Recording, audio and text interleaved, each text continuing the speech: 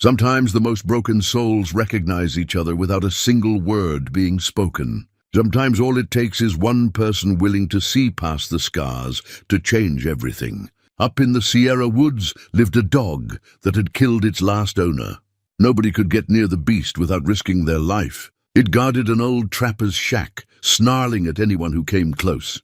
Then Elias Grizz Boone rode into those woods. This old mountain man had his own painful past. When he saw that wild dog, he didn't reach for his gun like other folks would. Instead, he got down from his horse and walked straight toward the animal. He knelt down and spoke soft words. The dog listened. What was it about this mountain man that made a killer dog trust again? Before we jump back in, tell us where you're tuning in from, and if this story touches you, make sure you're subscribed because tomorrow I've saved something extra special for you. The morning mist clung to the Sierra peaks like old memories refusing to fade, and Elias Grizz Boone had learned to appreciate such stubborn things. He sat on the weathered porch of his cabin, carved into the mountainside 15 years ago, with his own calloused hands, watching the sun paint the valley below in shades of gold and amber. The coffee in his tin cup had gone cold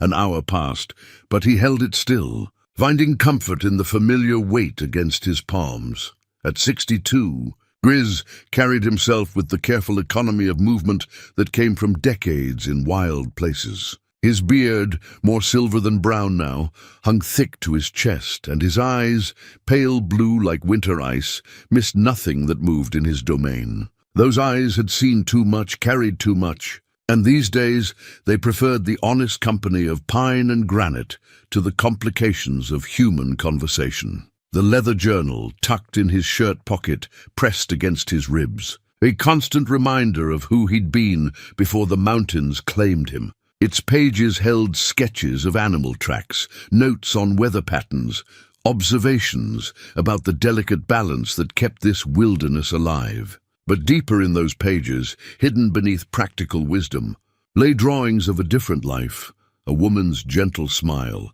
a child's laughing face, memories he'd tried to cage in ink and paper. His fingers found the small wooden cross in his pants pocket, worn smooth by 15 years of nervous handling. Sarah had carved it for him during her final weeks, when the cancer had stolen her strength, but not her faith. For when you forget that love still exists, she'd whispered, pressing it into his palm. He'd forgotten plenty since then, but somehow his fingers always found their way to that simple piece of cedar. The cabin itself reflected its owner's practical nature and deep solitude. Built from logs he'd felled and stones he'd hauled from the creek bed, it possessed the solid permanence of something made to last. Inside, shelves lined the walls, holding volumes on animal behavior, wilderness survival, and the collected works of men who'd found their peace in places far from civilization. A stone fireplace dominated one wall, its hearth blackened by countless nights when flame was the only companion he needed. But it was the silence that defined this place most of all. Not the empty silence of abandonment, but the full, breathing quiet of a world that didn't need human noise to make it complete. Here Grizz had learned to hear what mattered, the crack of settling timber that warned of weather changes, the subtle shift in bird calls that announced predators, the whisper of wind through pine needles that spoke of seasons turning. This morning, though something disturbed that familiar peace, talk had drifted up from the valley settlements, carried by the occasional trapper or supply run, about trouble in the high country. A dog, they said, mean as original sin and twice as deadly. It had killed a man, torn him apart, like he was nothing more than old rags, and now it guarded its territory with the fierce dedication of something that had learned to trust nothing and no one. The stories varied depending on who told them. Some claimed the beast stood tall as a wolf, with eyes like burning coals and teeth that could crack bone. Others whispered it was something unnatural, cursed maybe, driven mad by whatever horrors it had witnessed. But beneath the embellishments and fear-soaked exaggerations, certain facts remained consistent. A man was dead, a dog was responsible, and nobody, not the sheriff, not the bounty hunters, not even the most seasoned mountain men, had managed to get close enough to put the animal down. Grizz had heard such tales before. 15 years in these mountains had taught him that fear had a way of growing stories like weeds, turning ordinary tragedies into legends that frightened children and gave grown men reason to avoid uncomfortable truths. Still, something about this particular story nagged at him, tugged at knowledge he'd gained through years of reading animal sign and understanding the language that creatures spoke when humans weren't listening. He'd been a different man once, in a different life that felt now like something he'd read in a book rather than lived himself. Thomas Elias Boone, that had been his full name then, spoken with pride by a wife who loved him and a daughter who thought he could fix anything that broke. He'd worked construction in those days, building houses for other families, while dreaming of the one he'd create with Sarah and little Emma. The memories came unbidden, as they often did in the quiet hours before dawn. Sarah's laugh, bright as morning bells, Emma's small hand tucked trustingly in his own as they walked through Riverside Park, feeding ducks that knew her voice and came running when she called. The dog they'd had then, a gentle golden retriever named Buster, who'd slept at the foot of Emma's bed and followed her around like a devoted shadow. That life had ended on a Tuesday in October, when a drunk driver ran a red light and took everything that mattered from the world. Sarah died instantly, the doctor said, though Emma held on for 3 days in a hospital bed, surrounded by machines that beeped and hummed, but couldn't call back a spirit that had already decided to follow her mother home. Grizz had sat beside that bed for 72 hours, holding his daughter's hand and promising God anything, his own life, his soul, his eternal damnation, if she'd just open her eyes one more time. God hadn't been interested in negotiating. The funeral had been a blur of faces and flowers and words that meant nothing. Well-meaning friends offered comfort he couldn't accept, spoke of healing time that he couldn't imagine, suggested that maybe someday he'd find love again. He'd nodded and thanked them and counted the hours until he could escape the suffocating weight of their sympathy. The house had become a tomb filled with ghosts. Emma's toys still scattered in her room, Sarah's coffee cup still sitting by the sink where she'd left it that final morning. He'd tried to stay, tried to honor their memory by maintaining the life they'd built together. But every familiar object became a fresh wound, every ordinary moment a reminder of extraordinary loss. So he'd sold everything, house, furniture, the truck Sarah had picked out because it was safe for families, and bought supplies, a horse, and a one-way ticket to the kind of country where a man could lose himself completely. He'd chosen these mountains because they demanded everything from those who came to live among them, and he'd had nothing left to lose. The early years had been harsh education in survival. He'd nearly died that first winter, underestimating the brutality of high-altitude cold and the skills required to extract life from unforgiving landscape. But somehow he'd endured, learned, adapted. The mountains had no interest in his grief, demanded practical competence rather than emotional healing. In their indifference, he'd found a kind of peace. Animals had been his teachers and companions during those learning years. Unlike humans, they approached with honest intention, sought simple things, food, shelter, safety, and offered companionship without trying to fix what couldn't be repaired. He'd studied their behavior with the intensity of a scholar, learning to read their language of posture and sound, to understand the delicate social structures that kept wild communities alive. His reputation had grown slowly among the scattered mountain folk. When livestock went missing or predators threatened homesteads, they'd seek out the hermit who could track anything and seemed to speak the language of wild things. He'd helped when asked, solved problems that others couldn't, and always returned to his solitude when the work was done. Now, sitting on his porch as the sun climbed higher and burned away the morning mist, Grizz felt something stirring in his chest that he hadn't experienced in years. Not curiosity exactly, but a kind of recognition, as if this story of a killer dog carried echoes of something he understood deeply. Pain, perhaps. The kind of hurt that turned love into rage, trust into violence, hope into the desperate need to keep the world at a safe distance. He drained the cold coffee from his cup and stood, joints protesting the movement with the honest ache of accumulated years. Inside the cabin, he gathered supplies, dried meat, basic medical kit, his rifle, and the leather journal that had become his constant companion. If he was going to investigate this situation, he'd do it properly, with the patience and preparation that had kept him alive in wild country as he saddled his horse, a steady mare, named Patience, who'd been his partner. For 8 years, Grizz found himself thinking about Buster, the golden retriever who'd been Emma's devoted friend.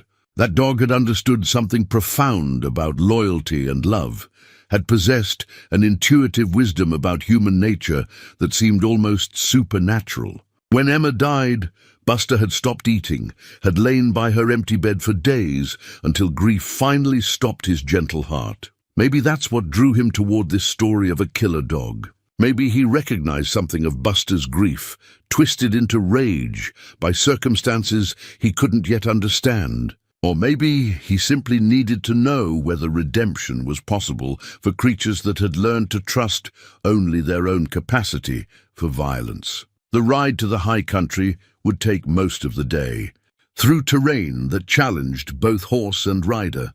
But Grizz had time and patience, and a growing certainty that this encounter would matter in ways he couldn't yet predict. Sometimes the broken found each other across impossible distances, drawn by shared understanding of loss and the faint hope that healing might still be possible. He guided Patience onto the narrow trail that led toward the peaks, leaving behind the safety of his known world for whatever waited in the high timber. Behind him, smoke rose from his cabin's chimney, a thin grey line against the morning sky that would guide him home when this business was finished. Ahead lay uncertainty, danger, and perhaps the answer to questions he'd been carrying for 15 years. The mountains watched him go with their eternal patience, keeping their secrets until he proved worthy of understanding them. The smell reached Grizz before he saw the clearing, a mixture of charred wood, old death, and something else that made Patience snort and sidestep nervously beneath him. He dismounted 50 yards from what had once been a trapper's cabin, now reduced to blackened timbers and a stone chimney standing like a grave marker against the afternoon sky. But it wasn't the burned structure that commanded his attention. It was the creature standing guard among the ruins. The dog was larger than he'd expected, built like a wolf, but carrying the distinctive markings of a German shepherd mix. Its coat, matted and scarred, showed patches of black and tan beneath layers of dirt and dried blood. But it was the animal's posture that told the real story. Ears flat against its skull, lips pulled back to reveal yellowed fangs. Every muscle coiled with the tension of something that had learned to strike before being struck. The beast had noticed him immediately, as he'd known it would. Its pale yellow eyes fixed on him with the intensity of a predator, evaluating threat and opportunity. A low growl rumbled from its chest, not loud, but carrying the kind of menace that made smart animals flee and foolish ones freeze in terror. Grizz remained perfectly still, his hands visible and empty, his breathing slow and controlled. Years of working with traumatized animals had taught him the language of approach, how to appear non-threatening, while maintaining the quiet confidence that earned respect. Rather than inviting attack, "Easy now," he said softly, his voice carrying no further than the space between them. "Nobody's here to hurt you." The dog's growl intensified, and it shifted positions slightly, placing itself more directly between Grizz and whatever it was protecting in the ruins. The movement revealed old injuries, a pronounced limp in the left hind leg, scarred patches where fur would never grow again, and something wrong with the way it held its head that suggested damage to one ear, moving with deliberate slowness. Grizz secured Patience's reins to a sturdy pine and began his approach. He'd learned long ago that the difference between success and disaster in such encounters often came down to reading the signs that animals couldn't hide. The tension in shoulders, the position of tail and ears, the quality of breathing that revealed whether fight or flight would win the internal battle. This dog, he realized, had moved far beyond flight. Whatever had been done to it, whatever it had endured, had burned away everything except the willingness to fight, until death claimed either it or whatever threatened its territory. 20 yards. The growling stopped, replaced by something more dangerous, absolute silence. The animal had shifted into hunting mode, calculating distance and angles, preparing for violence. 15 yards. Grizz could smell the dog now, the rank odor of an animal that had lived wild for months, mixed with the metallic scent of old blood and the sharper tang of infection from untreated wounds. 10 yards. The dog's muscles bunched, preparing to spring. Grizz knew he had perhaps 3 seconds before those fangs found his throat. Instead of retreating, he did something that violated every instinct the animal expected. He sat down. The sudden change in elevation confused the dog's attack calculations. It shifted weight but didn't charge, yellow eyes fixed on this strange human who refused to behave like prey or predator. "I know," Grizz said quietly, his voice barely above a whisper. "I know what it's like when everything that mattered gets taken away."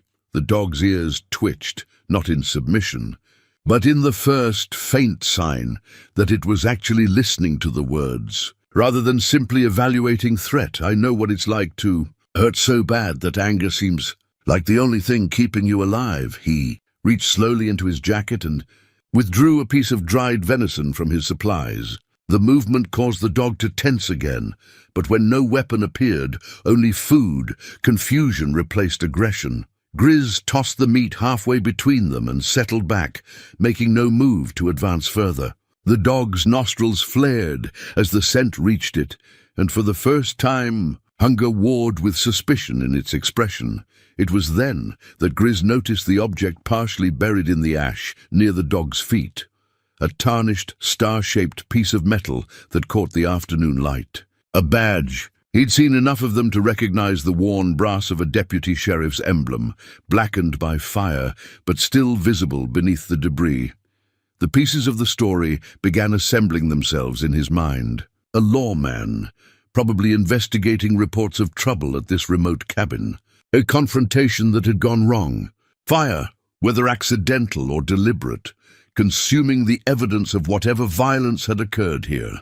And a dog, left behind to guard the grave of the man who had probably come to arrest or kill its owner. "Tom Hackett," Grizz murmured, remembering the name from conversations overheard in town. A deputy who'd disappeared 3 months ago while following up on reports of poaching in the high country. They'd found his horse wandering riderless, but never the man himself. The dog's reaction to the name was immediate and heartbreaking. Its aggressive posture crumpled into something resembling grief, and a sound emerged from its throat that was neither growl nor whine, but something deeper, the voice of loss that transcended species. Grizz felt recognition pierce his chest like a blade. This wasn't a killer protecting territory. This was a mourner standing vigil over a grave, driven to violence by the same desperation that had once made him consider ending his own pain with the rifle that still hung over his cabin's fireplace. "He was trying to help you, wasn't he?" Grizz said, understanding flooding through him as he read the story written in ash and sorrow. "Hackett found you being mistreated, tried to intervene, and when the shooting started, you protected him the only way you knew how." The dog approached the offered meat with cautious steps, never taking its eyes off Grizz, but no longer radiating the promise of immediate violence. When it reached the venison, it sniffed carefully before gulping it down. Not the feeding behavior of a well-cared-for animal, but the desperate consumption of something that had learned to take food whenever it appeared. As the dog ate, Grizz studied the ruins more carefully. Bullet holes in the remaining timber told part of the story, but it was the pattern of the fire damage that completed his understanding. The blaze had started inside the cabin and burned outward, exactly what would happen if someone had tried to destroy evidence of violence, to make a murder look like an accident. The dog finished the meat and retreated a few steps, but its posture had changed. The coiled aggression had softened into wariness, and something that might have been hope flickered in those yellow eyes. "What's your name, boy?" Grizz asked, though he suspected the animal had been nameless for long enough that such human concepts had lost meaning. In the wild, identity became simpler: predator or prey, threat or safety, alive or dead. He spent the remaining daylight hours at the edge of the clearing, moving slowly, speaking softly, and occasionally offering food from his supplies. The dog accepted these offerings, but maintained its distance, watching with the intensity of something trying to solve a puzzle that had no clear answer. As evening approached and the mountain air grew cold, Grizz made his decision. He wouldn't return to his cabin tonight. Whatever had happened here, whatever violence had shaped this animal's understanding of humans, it had created a situation that demanded patience and time to unravel. He set up a simple camp at the tree line, far enough away to avoid threatening the dog's territory, but close enough to maintain the fragile connection they'd established. As he built a small fire and prepared his bedroll, he could feel those yellow eyes watching his every movement, evaluating, calculating, trying to understand why this human had chosen to stay rather than flee. The night sounds of the high country settled around them, the call of hunting owls, the rustle of small creatures in the underbrush, the whisper of wind through pine branches. But beneath these familiar voices, Grizz heard something new, the soft padding of footsteps as the dog circled his camp, maintaining its watch, but gradually drawing closer to the warmth of human fire. By morning, he knew, everything would change. He could feel it, in the way the animal's breathing had gradually synchronized with his own, in the subtle shift from pure survival to the first tentative recognition that perhaps, after months of solitary grief, it didn't have to face the world entirely alone. Some bridges, Grizz reflected as sleep began to claim him, could only be built one careful step at a time. And some of the most important crossings happened between souls that had learned to trust nothing but their own capacity to endure pain. Tomorrow, the real work would begin. Dawn arrived with the soft grey light that mountain folk learned to treasure, and Grizz woke to find the dog sitting 30 feet from his camp, watching him with those unblinking yellow eyes. The animal had maintained its vigil through the night, close enough to observe, but far enough to escape if this strange human proved to be another source of danger. Grizz moved slowly as he rekindled his fire, every gesture deliberate and non-threatening. The dog's ears swiveled to track each sound, the scratch of flint on steel, the whisper of kindling catching flame, the soft bubble of coffee beginning to boil in his tin pot. These were domestic sounds, peaceful sounds, and he could see the animal's confusion as it tried to reconcile them with its learned expectation of violence from human beings. The heavy rawhide collar around the dog's neck told its own grim story in the morning light. Thick leather studded with rusted metal spikes, designed not for protection, but for inflicting pain on anything the animal might attack or be attacked by. Dark stains on the leather spoke of violence, both given and received, and the way the collar hung loose suggested the dog had lost significant weight since it was first buckled around its neck. "That thing's got to hurt," Grizz said quietly, gesturing toward the collar as he poured coffee into his cup. "Weighs near as much as a saddle, and those spikes are digging into your skin." The dog's posture shifted slightly at the sound of his voice, no longer the rigid alertness of the previous day, but something closer to cautious attention. It was listening, he realized, not just monitoring for threats, but actually hearing the words and the tone behind them. Grizz had seen this progression before, in the early days of his mountain life, when he'd encountered animals that had been mistreated by humans. The healing began not with trust. That would come later if it came at all, but with the gradual recognition that not all human contact ended in pain. It was a delicate process, requiring patience that most people didn't possess and understanding that couldn't be rushed. He settled into his morning routine, drinking coffee and eating dried biscuits while maintaining a steady stream of quiet conversation. He spoke about the weather, the country, the small observations that filled a solitary man's days. The dog listened with the intensity of something trying to decode a foreign language. Its head tilted slightly as if certain sounds carried meanings just beyond its comprehension. "Coffee's not much good without proper milk," Grizz commented, warming his hands on the tin cup. "Used to have a neighbor kept Jersey cows, sweetest cream you ever tasted. My Emma, she'd drink it warm from the bucket when Mary wasn't looking." The mention of his daughter brought the familiar ache, but softer now than it had been in years. Somehow, in the presence of this wounded animal, the memories felt less like torture and more like a gift he could finally bear to unwrap. After breakfast, he began the process he'd learned through years of working with traumatized creatures. Food would be the bridge between fear and acceptance, but it had to be offered without expectation, without any attempt to use hunger as leverage for compliance. He placed a portion of dried meat on a flat stone halfway between his camp and the dog's position, then retreated to tend his fire. The dog approached with extreme caution, circling the offering twice before snatching it up and retreating.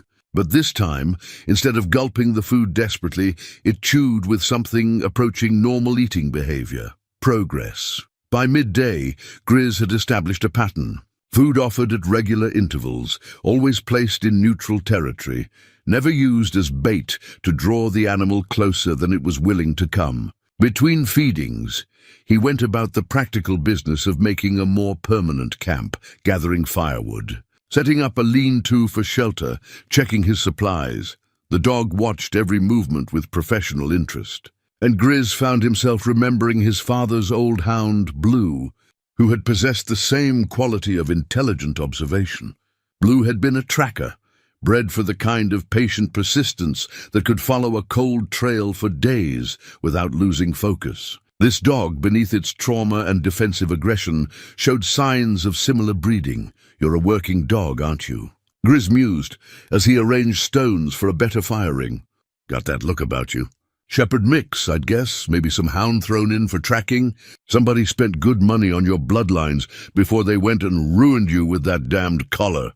The dog's ears perked forward at the sound of his voice, and for a moment Grizz caught a glimpse of what the animal might have been before cruelty reshaped its nature.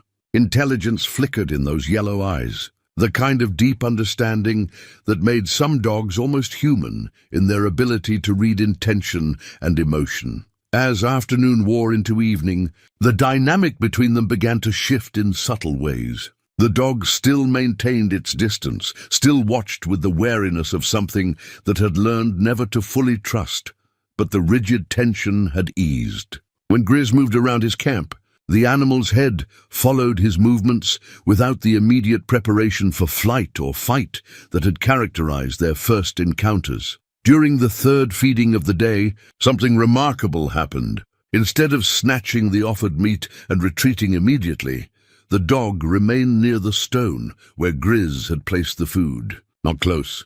Still a good 15 feet separated them, but stationary, eating while keeping the human in sight rather than fleeing to consume its meal in private.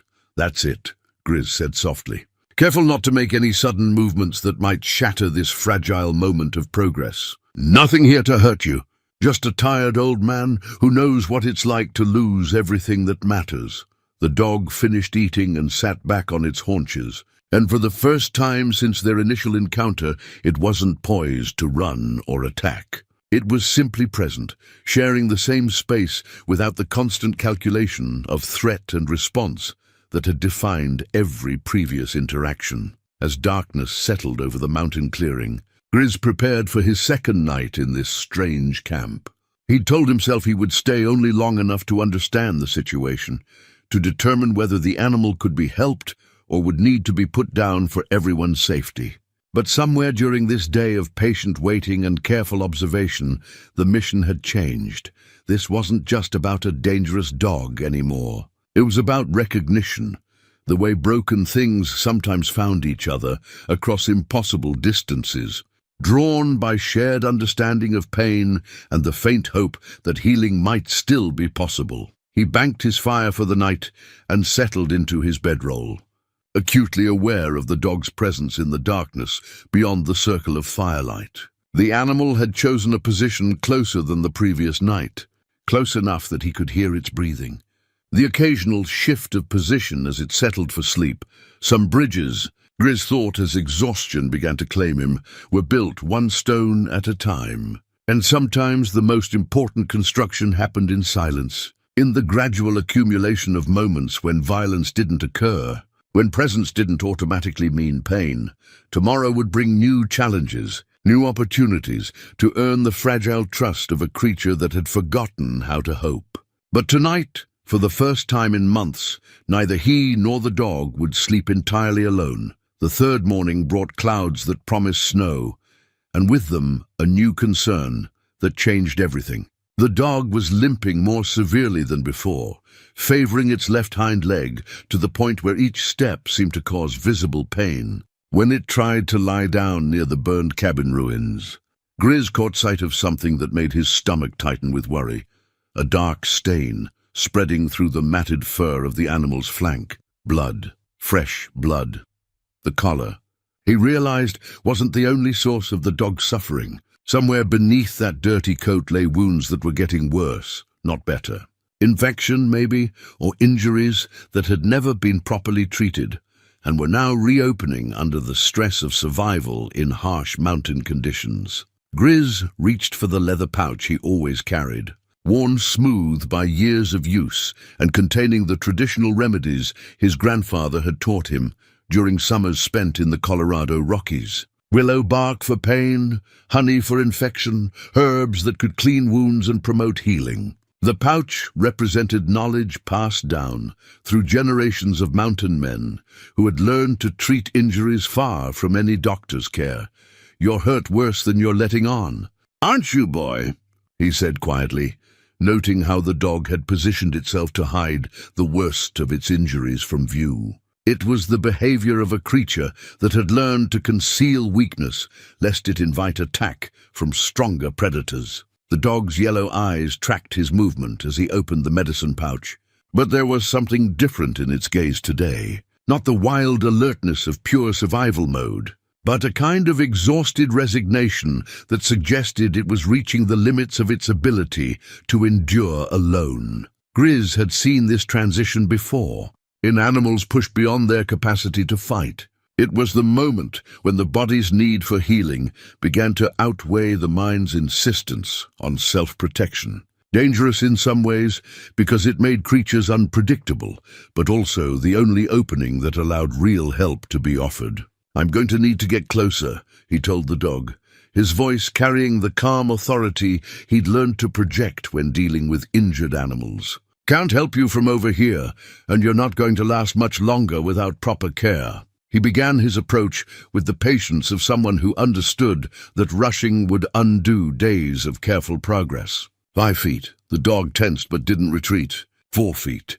Its breathing became shallow, rapid, the panting of an animal preparing for fight or flight. 3 feet. At 3 feet, the dog's nerve broke. It scrambled backwards, favoring the injured leg, and released a sound that was part growl, part whine, and entirely desperate. But it didn't run. Instead, it collapsed against the base of the cabin's stone chimney, sides heaving with exhaustion and pain. "Easy now," Grizz murmured, settling into a crouch that made him appear smaller, less threatening. "I know it hurts. I know you don't trust anybody to touch you, but you're dying by degrees out here, and we both know it." The dog's ears flattened against its skull, but it remained stationary, either too weak to flee or finally accepting that this human represented something other than immediate danger. Grizz could see the full extent of its injuries now, the infected puncture wounds beneath the spiked collar, the gash along its ribs that had reopened and was seeping steadily, the swollen paw that suggested broken bones that had healed badly. "Jesus," he breathed, recognizing the systematic nature of the damage. This wasn't the result of a single violent encounter. These were the accumulated wounds of prolonged abuse, layer upon layer of cruelty that had shaped the animal's entire understanding of human contact, moving with infinite care. Grizz extended his hand, palm up, stopping well short of actually touching the dog. The gesture was an offering, an invitation without demand, a way of saying that contact could happen on the animal's terms rather than being forced. The dog studied his outstretched hand with the intensity of something trying to solve an impossible puzzle. Every instinct screamed that human hands brought pain, that allowing touch meant accepting vulnerability that led inevitably to more suffering. But something else was working in its exhausted mind, the growing recognition that this particular human had fed it, spoken gently to it, made no aggressive moves despite having countless opportunities. For long minutes they remained frozen in that tableau. Man and dog separated by 3 feet of space that might as well have been an ocean. Then so slowly that Grizz almost missed the movement. The dog extended its muzzle toward his hand. The first touch was barely contact at all, the briefest brush of wet nose against weathered palm, gone almost before it registered. But it was enough to confirm what Grizz had suspected. Beneath the defensive aggression and learned mistrust lay an animal that remembered. However faintly, what gentle contact could feel like. "That's it," he whispered, maintaining the position without trying to turn the moment into something more. "Nothing to fear here. Just an old man who knows what it's like to hurt." The second touch lasted longer, the dog's nose exploring the scent and texture of his hand with tentative curiosity. When no pain followed, when the contact remained soft and non-threatening, something shifted in the animal's posture. Not relaxation exactly, but a fractional decrease in the rigid tension that had defined every interaction until now. Over the next hour, Grizz gradually expanded the boundary of acceptable contact. First his hand resting lightly on the dog's muzzle, then his fingers gently stroking the uninjured side of its neck. Finally, with movements so careful they barely qualified as touch, he began to examine the worst of the wounds. The infection was advanced, the smell of corruption rising from injuries that had been left to fester for weeks. But it wasn't beyond treatment, not yet. The herbs in his pouch, combined with the honey that had proven its worth in countless wilderness medical emergencies, could turn the tide if applied soon enough. "This is going to hurt," he warned, opening a small jar of honey that had crystallized in the mountain cold. "But it's going to help too. Sometimes healing and hurting happen at the same time." The dog whimpered as he began cleaning the infected wounds, but it didn't pull away. Whether from weakness, resignation, or the first tentative stirrings of trust, it remained still while he worked, applying the old remedies with the skill of someone who had treated injuries in places where help was measured in days rather than minutes. As he worked, Grizz found himself talking, not the purposeful conversation of the previous days, but the kind of stream of consciousness narrative that helped pass time during difficult tasks. He spoke of Emma, of how she'd insisted on helping him bandage every scraped knee and minor cut she encountered, of Sarah, who had possessed an almost supernatural ability to soothe pain with nothing more than gentle touch and whispered comfort, of the golden retriever Buster, who had submitted to Emma's enthusiastic attempts at veterinary care with the patience of a saint. "She would have loved you," he told the dog as he applied willow bark paste to the worst of the collar wounds. Emma always said that the meanest animals were just the most scared ones, and that love could fix almost anything if you gave it enough time. The dog's breathing had steadied during the treatment, and when Grizz finally sat back to assess his work, he found those yellow eyes watching him with something that might have been gratitude. The immediate crisis had passed, but the real healing, physical and emotional, would take time he wasn't sure either of them possessed. Snow was beginning to fall, and winter in the high country came early and stayed late. Soon this clearing would be buried under feet of snow, accessible only by snowshoes or not at all. Decisions would have to be made about shelter and supplies and whether a damaged dog could survive what the mountains would throw at them in the months ahead. But those were concerns for tomorrow. Tonight, as the first flakes drifted down through the pine branches, man and dog shared the warmth of a campfire while the healing began in earnest. The blizzard arrived 3 days later with the sudden fury that characterized high country weather, transforming the world into a whirling vortex of white that erased landmarks and reduced visibility to mere feet. Grizz had seen the signs in the way the wind shifted and the particular quality of light that preceded serious storms. But even his experience hadn't prepared him for the violence of this particular tempest. His lean-to, adequate for normal mountain weather, proved woefully insufficient against winds that howled through the clearing with enough force to uproot smaller trees. Snow drove horizontally through gaps in his shelter, and within hours the temperature had plummeted to levels that made survival a matter of constant vigilance rather than simple endurance. The dog, whom Grizz had begun thinking of as Shadow for the way it followed his movements at a distance, had sought refuge beneath an overhang of fallen timber near the cabin ruins. But as the storm intensified and snow began accumulating in dangerous drifts, it became clear that their separate shelters wouldn't be enough to keep either of them alive through the night. "Shadow!" Grizz called over the wind, his voice barely audible above the storm's roar. "This is bigger than both of us can handle alone." The dog's ears were flattened against the driving snow, its body curled tight in an attempt to conserve heat. The wounds Grizz had treated were healing cleanly, but the animal was still recovering strength lost to infection and prolonged stress. A night exposed to this level of cold would likely kill it, regardless of how tough mountain living had made it. Grizz made a decision that would have seemed impossible just days earlier.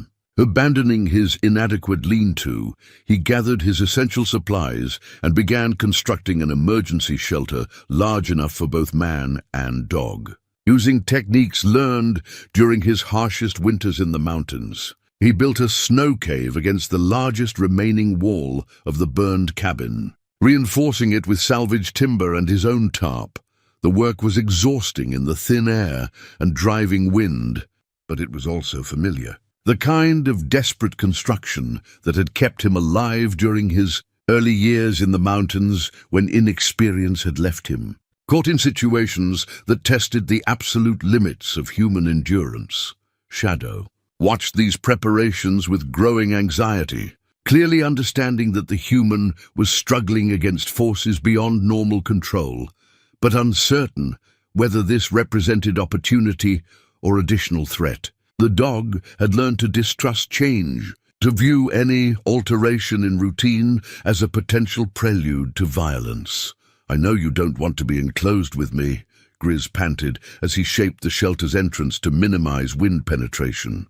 "But we're going to freeze separately if we don't work together tonight." When the shelter was complete, crude but functional, large enough for two bodies but small enough to retain heat, Grizz faced the delicate challenge of convincing a traumatized animal to enter what might feel like a trap. Everything in Shadow's learned behavior screamed against accepting confinement with a human, even one who had proven benevolent. The solution came from an unexpected source: Grizz's own exhaustion.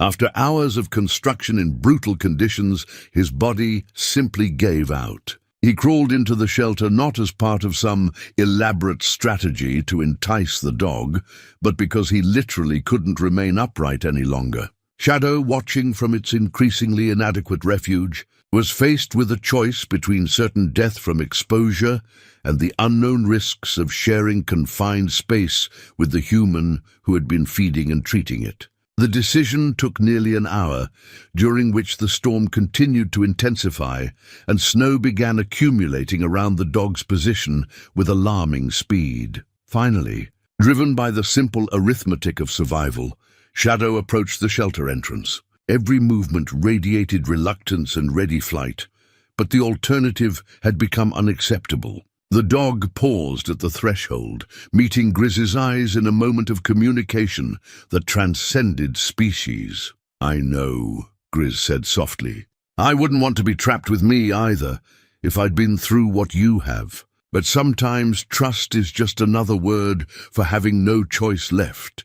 Shadow entered the shelter with the careful precision of something expecting ambush at any moment. But instead of the violence it had learned to associate with human proximity, It found only warmth and the steady breathing of a man too exhausted to represent immediate threat.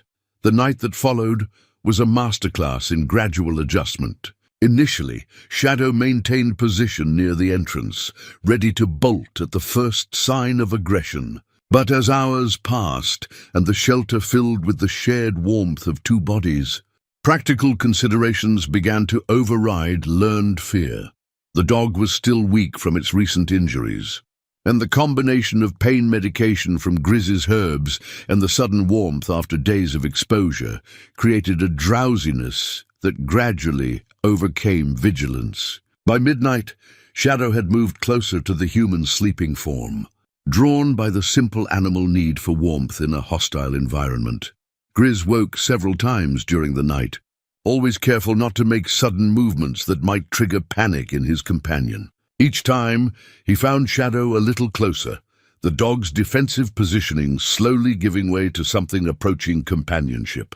Not trust exactly, that would take much longer to develop, but the recognition that survival sometimes required unlikely alliances. Morning revealed a transformed landscape. The storm had deposited nearly 3 feet of snow in the clearing, burying familiar landmarks and creating a world that seemed both beautiful and deadly. The temperature had continued to drop during the night, and Grizz's breath formed thick clouds in the frigid air when he cautiously emerged from the shelter. Shadow followed him out, moving with obvious stiffness, but showing none of the panic Grizz had feared might result from their enforced intimacy. The dog stood near the shelter entrance, watching as Grizz assessed their situation with growing concern.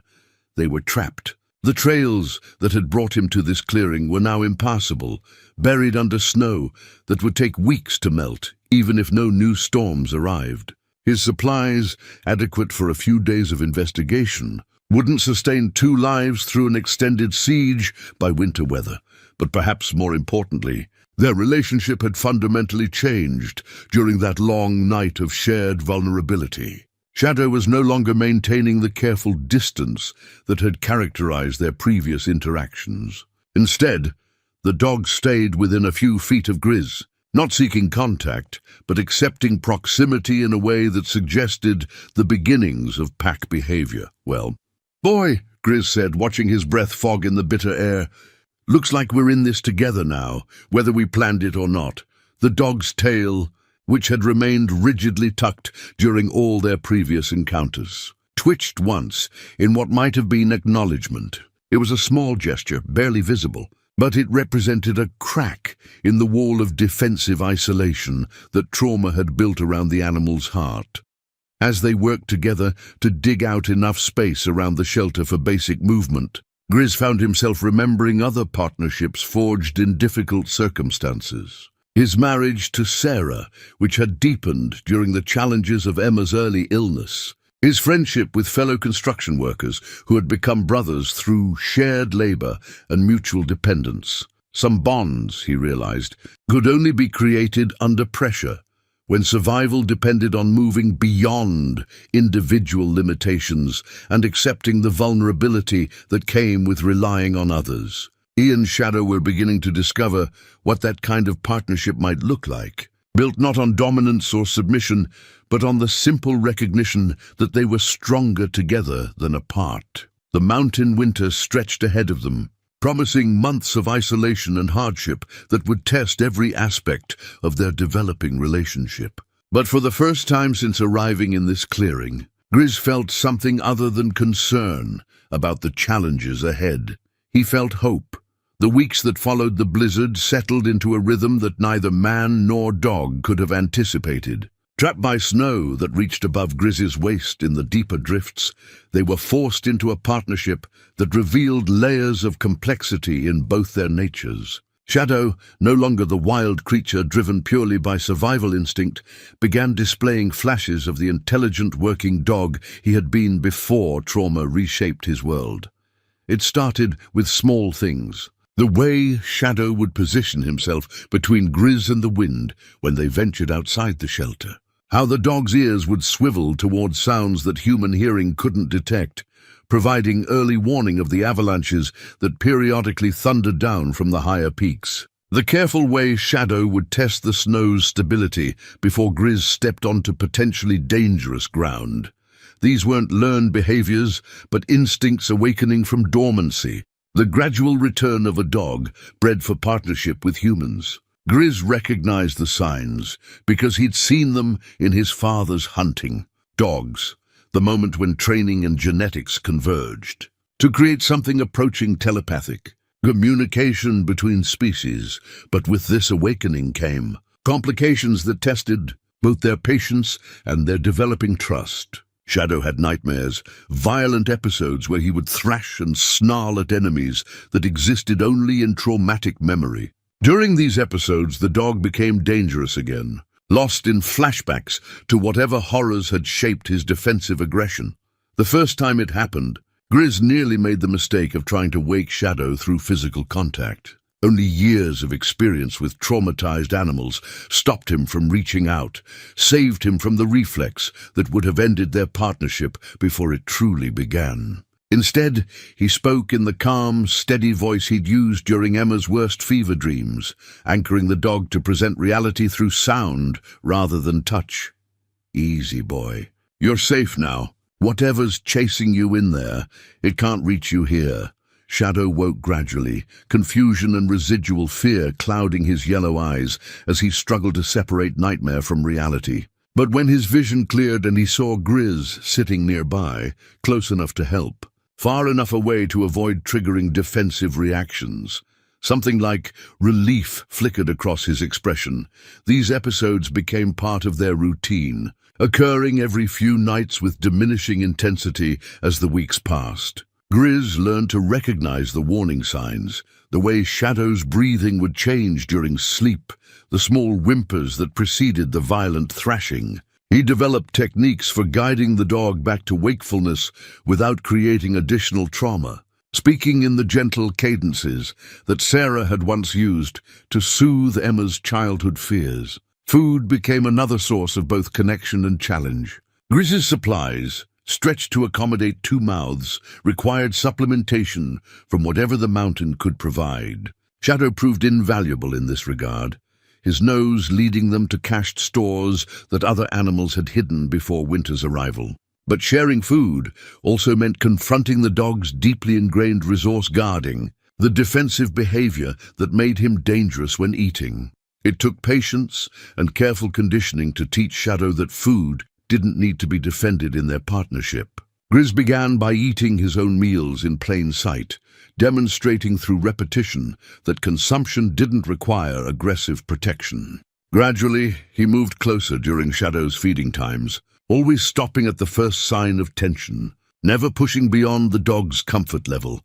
The breakthrough came during a particularly harsh week when their food ran dangerously low. Grizz had managed to catch 2 small rabbits in snares he'd fashioned from wire salvaged from the burned cabin, but the meat wouldn't last long divided between them. Rather than hoarding his portion or trying to control distribution, he simply prepared both rabbits together and placed the cooked meat where both could access it. Shadow approached the shared meal with visible conflict, every instinct screaming against allowing the human near food when hunger made survival uncertain. But something deeper, the gradual recognition that this particular human could be trusted not to take more than his share, won out over learned paranoia. They ate together for the first time that night, and Grizz understood that they had crossed another invisible threshold in their relationship. Trust around food was fundamental in the animal world, the foundation upon which all other cooperation was built. As January melted into February and the days began to lengthen perceptibly, their shelter evolved from emergency refuge into something approaching a home. Grizz used his construction skills to improve their living conditions, adding storage for their dwindling supplies and creating better ventilation that reduced the condensation problems that plagued snow shelters. Shadow contributed by keeping watch during Grizz's work periods, his enhanced senses providing security that allowed the human to focus completely on necessary tasks. But it was during the quiet evening hours, when work was done and they huddled together for warmth around their small fire, that the most significant changes occurred. Grizz found himself talking to Shadow in ways he hadn't spoken to another living creature since Sarah's death. Not the careful conversation of animal training, but the stream of consciousness, sharing that characterized genuine companionship. He spoke about his life before the mountains, about the construction jobs that had built their savings, and the small house where they'd planned to raise Emma, about Sarah's garden, where she'd grown vegetables and flowers with equal enthusiasm, and about the dreams they'd shared for retirement years that would never come. Shadow listened with the focused attention that dogs brought to human speech, not understanding the words, but responding to the emotional content that lay beneath them. Sometimes the dog would move closer during these evening conversations, offering the warmth of physical presence without demanding anything in return. It was during one of these sessions that Grizz finally addressed the question that had haunted him since their first encounter. "I know you protected him," he said, watching snowflakes drift down through the smoke hole they'd cut in their shelter's roof. "Tom Hackett, whatever happened in that cabin, whatever brought him up here, you tried to save him. That's why you stayed, isn't it? You're not guarding territory. You're standing watch over someone who showed you kindness." Shadow's reaction was immediate and heartbreaking. The dog's entire body seemed to collapse inward, and a sound emerged from his throat that was pure grief, the voice of loss that transcended species boundaries and spoke directly to similar pain in Grizz's chest. "I understand," Grizz whispered, his own voice thick with emotion. He'd kept buried for 15 years. "I understand what it's like to lose the one person who made sense of everything else." That night, for the first time since their partnership began, Shadow chose to sleep pressed against Grizz's side. Not from cold or fear, but from the simple need for comfort that connected all creatures capable of love and loss. They were no longer man and dog sharing space for survival. They had become something rarer and more precious, two damaged souls helping each other remember what it felt like to trust, to hope, to believe that healing might still be possible even after the world had taken everything that mattered. Outside their shelter, the mountain winter continued its ancient rhythm of storm and calm, cold and wind. But inside, warmed by shared heat and growing affection, the real work of healing continued, one careful breath at a time. The thaw came earlier than expected, arriving with the kind of warm wind that could melt a winter's worth of snow in a matter of days. By mid-March, their clearing had transformed from a white wasteland into a muddy expanse, dotted with patches of emerging grass and the blackened remains of the trapper's cabin. For the first time in months, the outside world seemed accessible again. It was while exploring the newly revealed landscape that Grizz made the discovery that would change everything he thought he understood about Shadow's story. The metal object lay, partially buried beneath what had once been the cabin's front porch, revealed by melting snow and spring runoff. At first glance, it appeared to be nothing more than a piece of debris from the fire, a chunk of twisted metal blackened by flame and exposure. But something about its shape nagged at Grizz's attention, triggered recognition that made him dig it free from the mud and examine it more closely. It was a dog tag. Not the military kind, but the civilian identification tags that responsible pet owners attached to their animals' collars. The metal was scorched and partially melted, but enough remained legible to read the engraved information that made Grizz's blood run cold. "Duke," the first line read in block letters. Below that, an address in Fresno, California, and a phone number. But it was the third line that stopped his heart. "Property of Thomas Hackett, Thomas Hackett." Deputy Sheriff Tom Hackett, whose badge Grizz had found in the ashes. The man whose death had created this entire tragedy. But if the dog tag belonged to Tom Hackett, if Shadow, Duke, had been his dog, then everything Grizz had assumed about the situation was wrong. This wasn't a story about a lawman trying to rescue an abused animal. This was something far more complex and infinitely more heartbreaking. Shadow, Duke, had been sitting nearby when Grizz made the discovery, watching with the patient attention that had become characteristic of their partnership. But when Grizz held up the scorched dog tag, the animal's reaction was immediate and devastating. The dog began to shake, his entire body trembling with recognition and remembered trauma. A sound emerged from his throat that was part whine, part howl, and entirely grief-stricken. It was the voice of a creature confronting a loss so profound that it defied comprehension. "Oh boy," Grizz whispered, understanding flooding through him like ice water. "Oh, Duke, he wasn't trying to rescue you from someone else. He was your person, your family."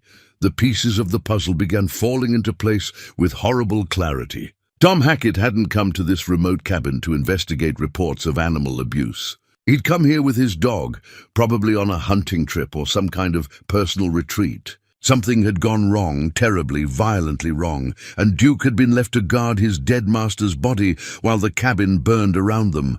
But who had killed Tom Hackett? And why had Duke been left wearing that spiked collar, marked by wounds that spoke of systematic abuse? The answer came from an unexpected source. As Grizz knelt in the mud, trying to process this new understanding of Duke's tragedy, he heard the sound of an approaching vehicle, the first human contact they'd had since the winter snows had trapped them in the clearing. A pickup truck, modified with oversized tires for rough terrain, ground its way up the barely passable trail that led to the clearing. The engine noise sent Duke into immediate defensive mode, all the progress of the past months seeming to evaporate as the dog positioned himself between Grizz and this new threat. Lips pulled back to reveal fangs that hadn't been displayed in weeks.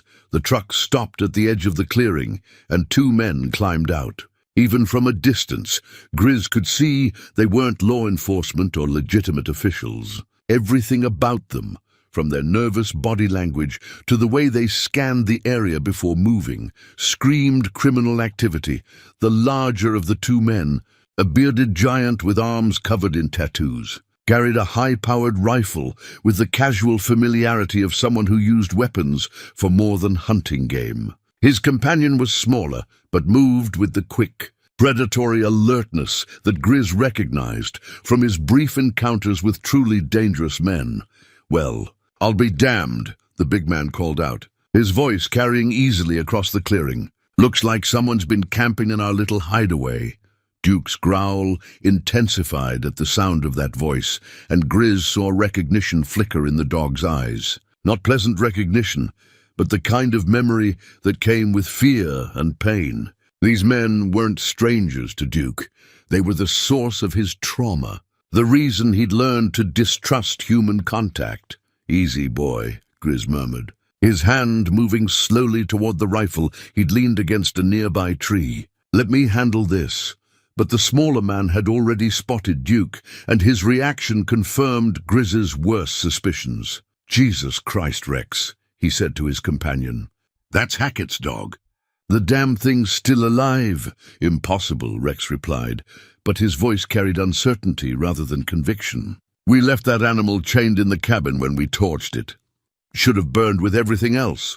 The conversation that followed painted a picture of casual evil that made Grizz's hands shake with suppressed rage. Tom Hackett had stumbled onto their operation, whatever illegal activity they'd been running from this remote location, and they'd killed him for it. They'd chained Duke inside the burning cabin, intending to eliminate the only witness to their crime, but Duke had somehow escaped, probably managing to break free as the fire spread and the chain weakened from heat. He'd stayed in the area not just from loyalty to his dead master, but because he literally had nowhere else to go. The spiked collar, the abuse wounds, those had been inflicted by these men before they'd tried to murder him along with Tom Hackett.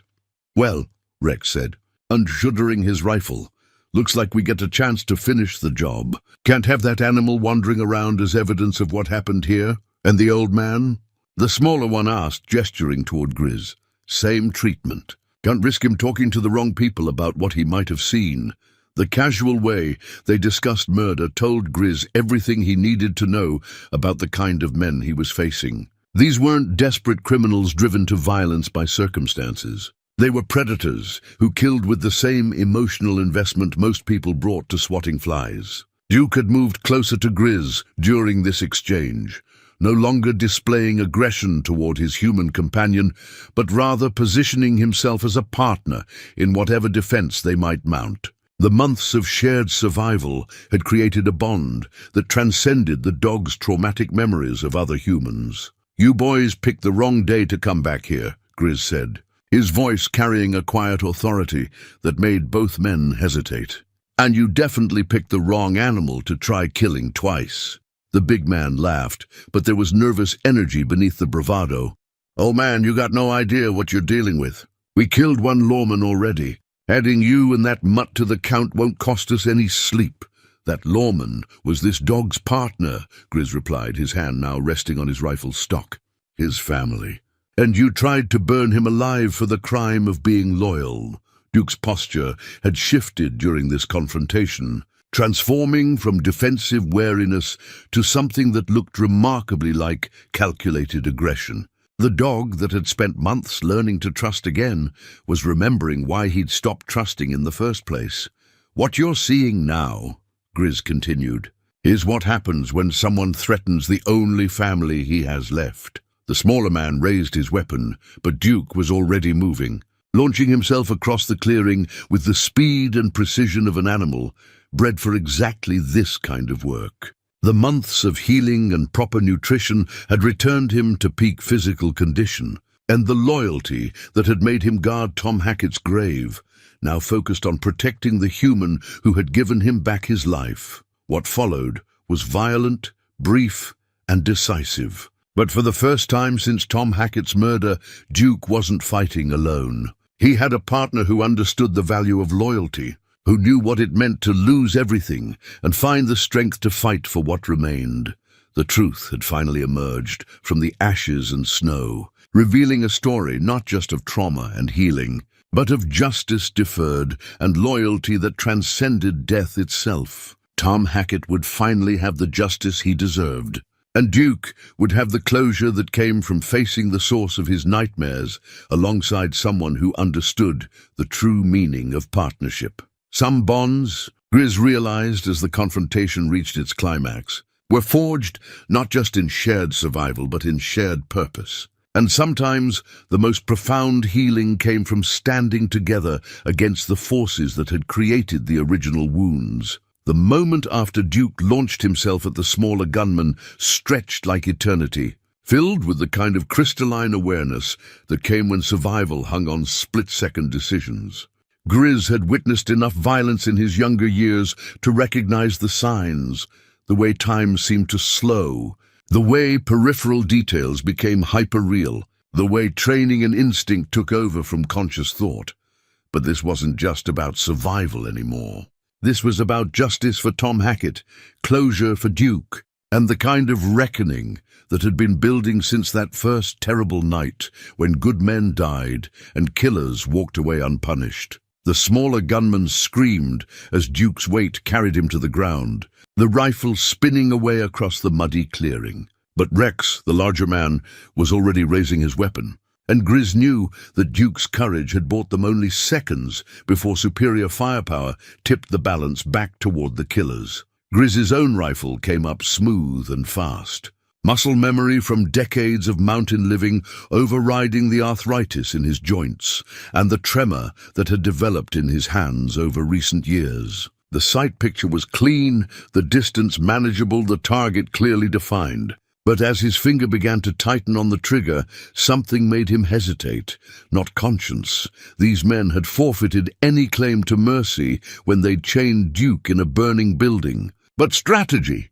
Dead men couldn't answer questions, couldn't provide the kind of testimony that would clear Tom Hackett's name and ensure that justice extended beyond this remote clearing. "Don't move another inch," Grizz commanded, his voice carrying the kind of authority that came from absolute conviction.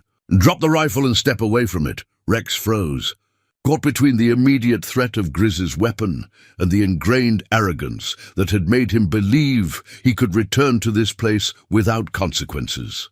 "You don't know what you're doing, old man. You got no idea what kind of hornet's nest you're kicking over." "I know you murdered a lawman and tried to kill his dog," Grizz replied, his rifle steady despite the adrenaline coursing through his system. I know you've been running some kind of operation from this location, and I know you came back here because you thought you'd left evidence that could put you away for life. The smaller gunman had stopped screaming.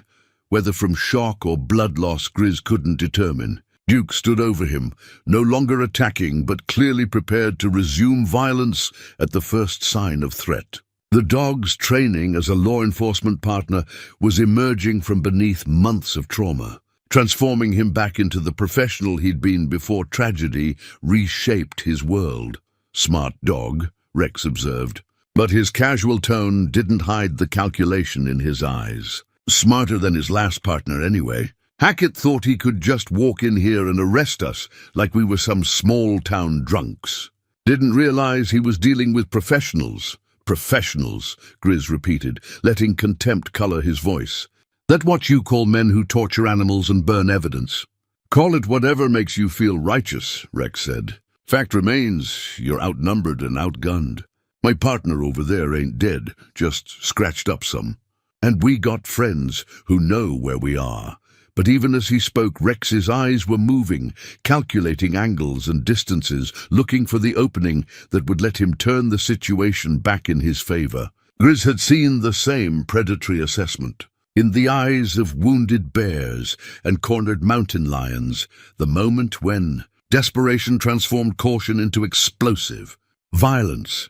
The standoff stretched across several heartbeats, each man waiting for the other to make the first mistake. But it was Duke who broke the stalemate, his enhanced hearing detecting something that human ears couldn't perceive. The dog's head swiveled toward the trail that led down from the clearing, ears pricked forward in the alert posture that indicated approaching movement. A moment later, Grizz heard it too, the sound of multiple vehicles making their way up the treacherous mountain road. Rex's expression shifted from calculating menace to something approaching relief. "Told you we had friends coming," he said. "Now you got a choice to make, old man. Surrender peaceable-like, and maybe we'll make this quick for you and the dog." But Grizz was listening to the approaching engines with the trained ear of someone who had spent years in remote country, learning to identify threats by sound alone. These weren't the modified pickup trucks or ATVs that criminals might use for backcountry operations. The steady rumble and coordinated movement suggested official vehicles, police cruisers or sheriff's department trucks equipped for mountain terrain. "I don't think those are your friends," Grizz said quietly. The first vehicle appeared at the clearing's edge just as Rex realized his mistake. A sheriff's department SUV, followed closely by two more official vehicles and what looked like a state police cruiser. Doors began opening before the engines shut off, and armed officers emerged with the coordinated precision of a planned operation. "This is Sheriff Martinez," a voice called across the clearing through a bullhorn. "Nobody move. We have the area surrounded." Rex's face went through a series of expressions: confusion, anger, and finally the desperate resignation of a man who understood that his options had just narrowed to surrender or suicide. His finger twitched toward his rifle's trigger, but Duke's warning growl reminded him that movement would bring immediate consequences. "How?" Rex demanded, his voice tight with frustrated rage. Grizz nodded toward the muddy ground, where the scorched dog tag still lay where he'd dropped it. "Sometimes evidence has a way of surviving, even when you try to burn it. And sometimes the law takes longer to arrive than you expect, but it arrives all the same." The truth was more complex than Grizz was willing to explain, while armed killers still posed a threat. Before the snows had trapped them in the clearing, he'd managed to send word down to the valley settlements about his investigation into Tom Hackett's disappearance. The message had eventually reached Sheriff Martinez, who had been conducting his own quiet investigation into his missing deputy's fate. Martinez was a methodical man who understood that mountain justice sometimes moved at its own pace. Rather than rushing into a situation he didn't fully understand, he'd waited for winter to break and gathered the resources necessary to do the job properly. Federal agents, state investigators, and enough manpower to ensure that whatever they found in this remote clearing would be handled with the thoroughness that Tom Hackett's murder deserved. Rex Bullard, Sheriff Martinez called as he approached with weapon drawn. "Marcus Teeter, you're both under arrest for the murder of Deputy Sheriff Thomas Hackett." The smaller man, Marcus, groaned from his position on the ground, finally showing signs of consciousness despite the blood that stained his jacket. Duke maintained his position over the wounded criminal, but his posture had relaxed slightly at the appearance of law enforcement officers. Something in the dog's genetic memory recognized these as the good guys, the ones who wore badges like his fallen partner. "Sheriff," Grizz called, careful to keep his own weapon visible, but pointed safely away from the approaching officers. "This is Tom's dog. His name is Duke. He's been guarding this place since the murder, waiting for someone to come looking for answers." Martinez paused in his approach, studying the dog with the assessment of someone who understood the bond between law enforcement officers and their K9 partners. "He's been up here all winter, with me," Grizz confirmed. "Took some time to earn his trust, but he's ready to go home to people who understand what kind of partner he was to Tom." The arrest process that followed was methodical and professional, but Grizz found himself watching Duke more than the criminals being processed. The dog seemed to understand that this moment represented closure, that the long vigil over his partner's grave was finally ending with the kind of justice that Tom Hackett would have wanted, as Rex and Marcus were. Loaded into the waiting vehicles, Marcus requiring medical attention for his injuries, Rex maintaining sullen silence about the criminal operation they'd been running from the remote cabin. Duke moved to stand beside Grizz, not seeking protection or comfort, but offering partnership in the face of official authority that might have been intimidating to a dog with less training. "He's been through hell," Sheriff Martinez observed, crouching down to let Duke sniff his extended hand.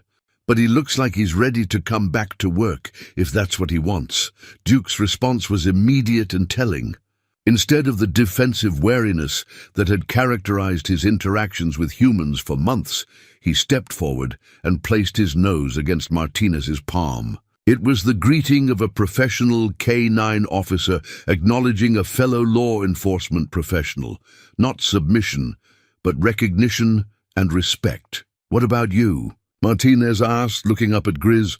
"We're going to need your testimony about what happened here, about what you witnessed during your time with Duke." Grizz nodded, understanding that his role in this story was far from over. There would be trials, depositions, and the long process of ensuring that Tom Hackett's killers faced the full consequences of their crimes. But more than that, there would be the question of what came next for Duke, and whether the healing they'd accomplished together was strong enough to survive the transition back to a world of human institutions and official procedures. "One thing at a time," Grizz said, his hand resting gently on Duke's head. "First, we make sure these men pay for what they did to Tom. Then we figure out what comes next." Duke leaned slightly into the contact, a gesture that spoke of trust earned through shared hardship and mutual loyalty. Whatever challenges lay ahead, they would face them as they had faced the mountain winter, together, with the kind of partnership that transcended species and circumstance. The long wait for justice was finally over, but the real test of their bond was just beginning. The federal courthouse in Fresno buzzed with the controlled energy that surrounded high-profile criminal trials, but Grizz felt the familiar weight of mountains calling to him as he sat in the witness waiting room. 6 months had passed since that confrontation in the clearing, 6 months of depositions and legal proceedings that had gradually revealed the full scope of the criminal operation that had cost Tom Hackett his life. Rex Bullard and Marcus Teeter had been running a sophisticated drug distribution network from the remote cabin, using the isolated location to process and package narcotics before shipping them to urban markets throughout California. Tom Hackett had stumbled onto their operation during a routine patrol, investigating reports of unusual activity in the high country. His death had been as calculated as it was brutal, not a moment of panic, but a deliberate decision to eliminate a threat to their profitable enterprise. Duke sat beside Grizz's chair, wearing a new collar that bore no resemblance to the spiked instrument of torture they'd found him in. The dog had filled out during their months together, his coat now thick and healthy, his bearing confident in the way that came from proper nutrition and the security of belonging somewhere. But it was the subtle changes in his behavior that spoke most clearly of the healing they'd accomplished together. The nightmares had stopped 3 months ago. The resource guarding around food had disappeared even sooner. Duke now approached strangers with the cautious professionalism of a working dog, rather than the defensive aggression of a traumatized animal. He was ready to rejoin the world, but the question of where he belonged in that world remained unresolved. Mr. Boone, a young prosecutor, appeared in the doorway, her expression carrying the focused intensity that characterized lawyers preparing for trial. "We're ready for your testimony." Grizz nodded and stood, Duke rising smoothly beside him. Their partnership had evolved over the months since leaving the mountain clearing, but the fundamental bond remained unchanged. They moved together with the unconscious coordination of creatures who had learned to read each other's intentions and moods. The courtroom was packed with law enforcement officers, media representatives, and family members of other victims whose cases had been connected to Bullard and Tita's network. But Grizz's attention focused immediately on the defendant's table, where Rex Bullard sat, with the stone-faced expression of a man who had accepted his fate but refused to show remorse. Marcus Tita was absent, having accepted a plea bargain in exchange for testimony against his partner. The smaller man's cooperation had provided prosecutors with the detailed information they needed to build an airtight case. But it had also revealed the casual cruelty with which they had planned Tom Hackett's murder. Duke's reaction to seeing Rex again was subtle but unmistakable. The dog's posture shifted into alert attention, not the aggressive stance of their first encounter, but the focused awareness of a professional preparing for action. The months of healing hadn't erased Duke's memories of trauma, but they had given him the emotional stability to face those memories without being overwhelmed by them. "Please state your name for the record," the prosecutor began once Grizz had been sworn in. "Elias." "Thomas Boone. Most folks call me Grizz."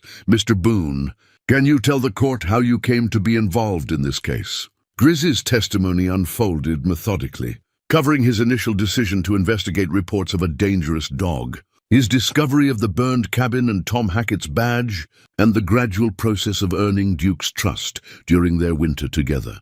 He spoke with the careful precision of someone who understood that justice depended on accuracy, but also with the emotional honesty that came from having lived through extraordinary circumstances. "When you first encountered the defendant's dog, the animal now known as Duke, what was his condition?" the prosecutor asked. "Physically, he was in bad shape," Grizz replied, his voice steady despite the anger that still rose when he remembered those early days. Infected wounds, malnutrition, injuries that had been left untreated for months. But the worst damage wasn't physical. That dog had been tortured, systematically abused by people who seemed to enjoy causing pain.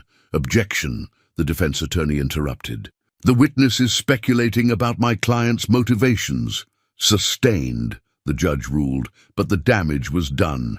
The jury had heard the word torture, and they were looking at Rex Bullard with the kind of disgust that no legal maneuvering could erase. "Let me rephrase," the prosecutor continued. "Based on your experience with animals, what did Duke's injuries tell you about how he had been treated?" Grizz described the spiked collar, the systematic nature of the wounds, the behavioral signs that indicated prolonged abuse. As he spoke, he could see the impact his words were having on the jury. These weren't people who could easily dismiss cruelty toward animals, especially when that cruelty was connected to the murder of a law enforcement officer. "Mr. Boone," the prosecutor said, "did there come a time when you learned the true relationship between Deputy Hackett and Duke?" "Yes, when I found Duke's identification tag in the ruins of the cabin. That's when I realized this wasn't a case of Tom trying to rescue an abused animal. Duke was Tom's partner, his family." The courtroom stirred at this revelation, even though the basic facts had been established in pre-trial proceedings. But hearing it spoken aloud by the man who had lived through the discovery gave it an emotional weight that legal documents couldn't convey. What was Duke's reaction when you showed him the identification tag? Grief, Grizz said simply. Pure grief. That dog had been mourning his partner for months, standing guard over the place where Tom died, waiting for someone to come looking for answers. Rex Bullard's expression never changed, but something flickered in his eyes, perhaps recognition that his attempt to destroy all evidence of his crimes had failed in the most fundamental way possible. Duke was alive, healed, and ready to bear witness to the truth of what had happened in that remote clearing. The defense attorney's cross-examination came with the predictable aggression of someone trying to create reasonable doubt where none existed. But Grizz had testified in enough civil proceedings during his construction days to remain unshaken by legal theatrics. Mr. Boone, the defense attorney began, isn't it true that you have no formal training in animal behavior or veterinary medicine? That's correct, Grizz replied calmly. But I've been working with animals in the wild for 15 years.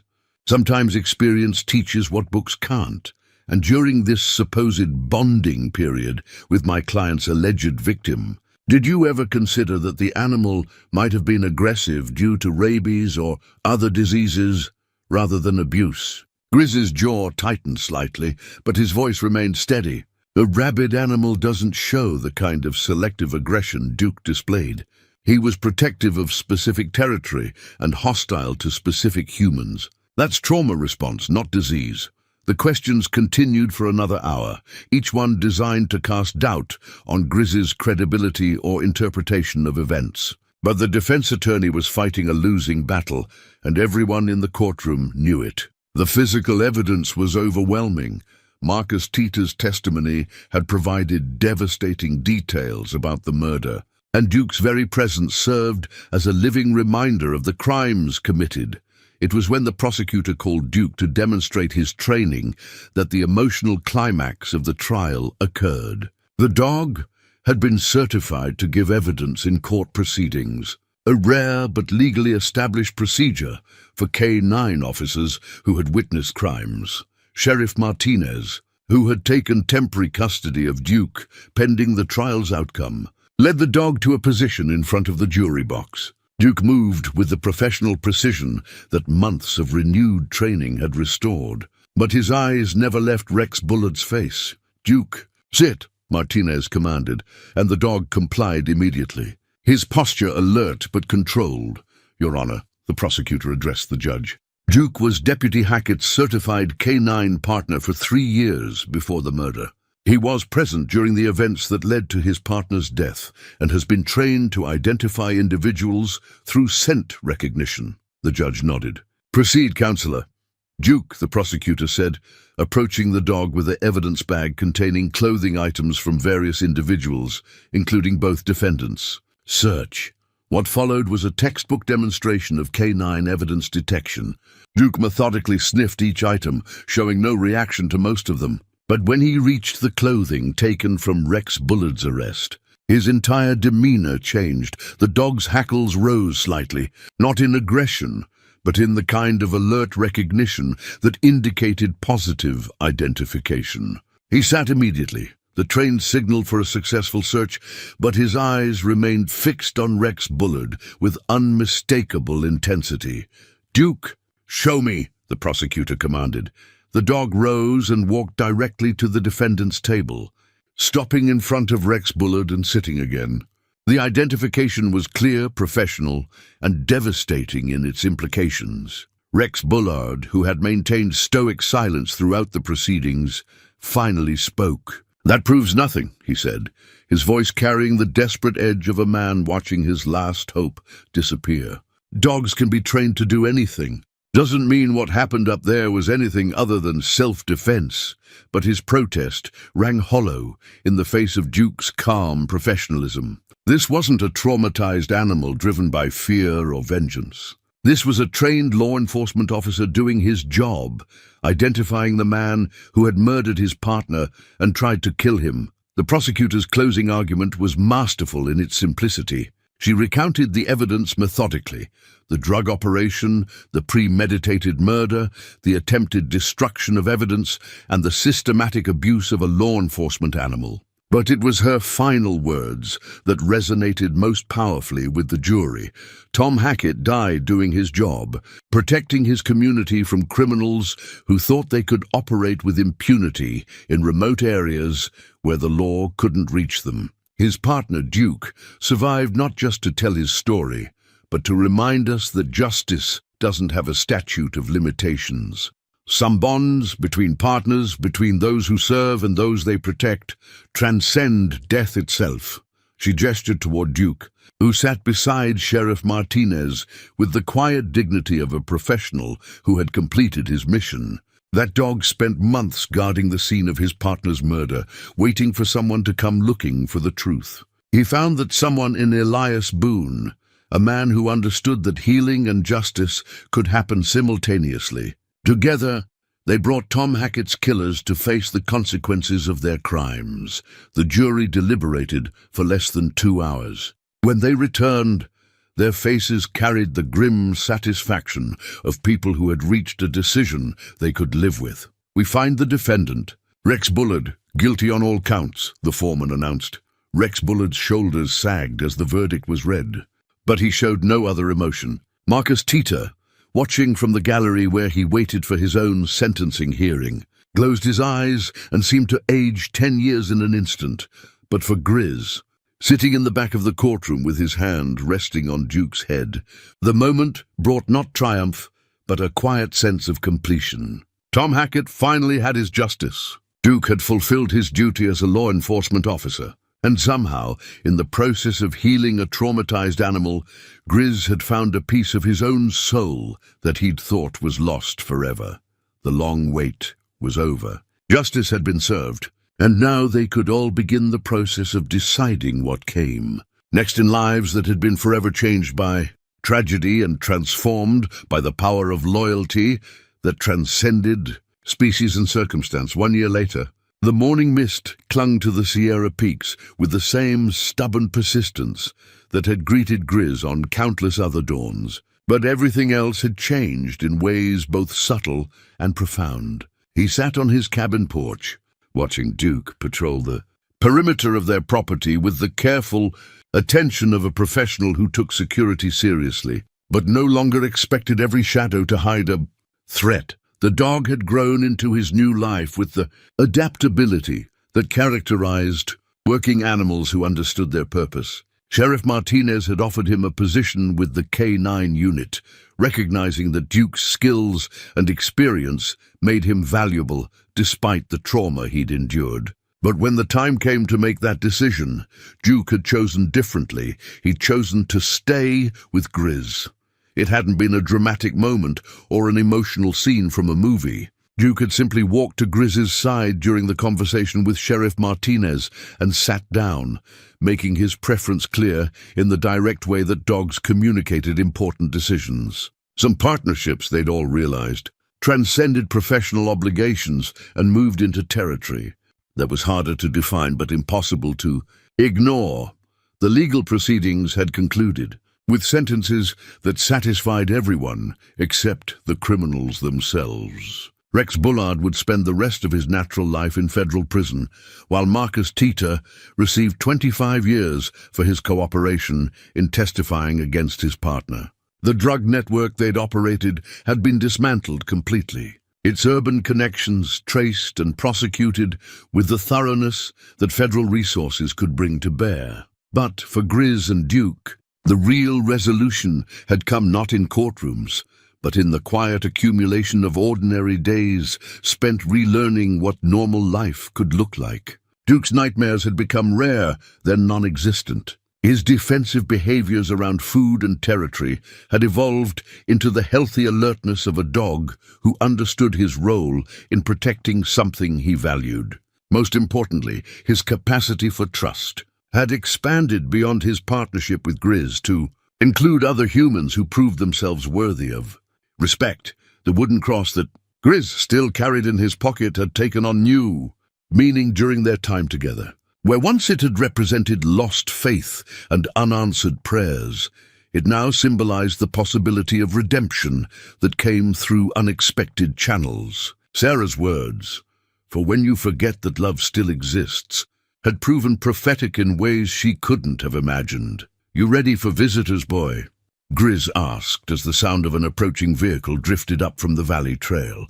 Duke's ears swiveled toward the sound, but his posture remained relaxed. Experience had taught him to distinguish between threatening and benign arrivals, and this vehicle carried familiar sounds and scents that identified it as belonging to friends rather than foes. Sheriff Martinez's truck appeared at the clearing's edge, followed by a second vehicle that Grizz didn't recognize.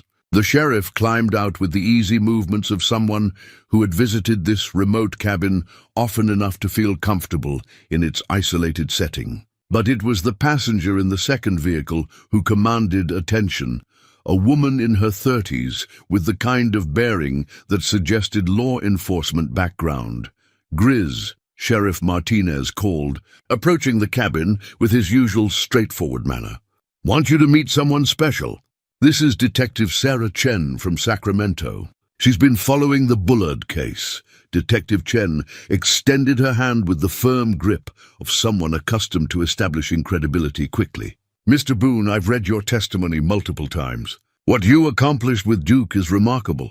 Duke approached the newcomers with professional courtesy, allowing them to pet him while maintaining the slight reserve that characterized his interactions with strangers. He was friendly but not effusive, social but still clearly bonded to Grizz in ways that went beyond normal human-dog relationships. "Actually," Detective Chen continued, "I'm here because we have a proposition for both of you. Over coffee that steamed in the morning air." She outlined an opportunity that neither Grizz nor Duke could have anticipated. A program was being developed to train teams specifically for cold case investigations, experienced handlers paired with dogs who had demonstrated exceptional abilities in evidence detection and tracking. The work would involve traveling to remote locations, investigating cases that conventional law enforcement had been unable to solve, and providing closure for families who had waited years for answers. "It's not traditional police work," Detective Chen explained. "More like consulting, with the freedom to work cases that interest you and the resources to do the job properly. The program needs people who understand that some investigations require patience and unconventional approaches." Grizz found himself thinking about Tom Hackett, about the months that Duke had spent guarding his partner's grave while waiting for someone to come looking for the truth. How many other unsolved cases involved similar stories of loyalty and loss, of evidence waiting to be discovered by people willing to look beyond conventional investigative techniques? "What do you think, Duke?" Grizz asked, looking down at the dog who had become not just his companion, but his partner in the truest sense of the word. Duke's response was immediate and unambiguous. He rose and walked to Detective Chen, then returned to Grizz's side, sitting in the alert posture that indicated readiness for work. It was the behavior of a dog who understood that he had skills that could serve a larger purpose, and who was eager to use those skills alongside the human who had helped him remember what partnership could accomplish. 6 months later, their first case took them to the mountains of Northern California, where a missing hiker had vanished without a trace 3 years earlier. It was the kind of investigation that required patience, wilderness skills, and the ability to read sign that others had missed. Working together, following leads that seemed impossibly cold, they found evidence that led to the recovery of remains and the arrest of a killer who had thought himself safely beyond the reach of justice. The success brought other cases, other opportunities to provide closure for families who had waited too long for answers. Each investigation reinforced the bond between man and dog while serving a purpose that honored the memory of Tom Hackett and the partnership he had shared with Duke. Sometimes Grizz reflected as he watched Duke work a scent trail through dense timber. Healing happened not through forgetting the past, but through transforming pain into purpose.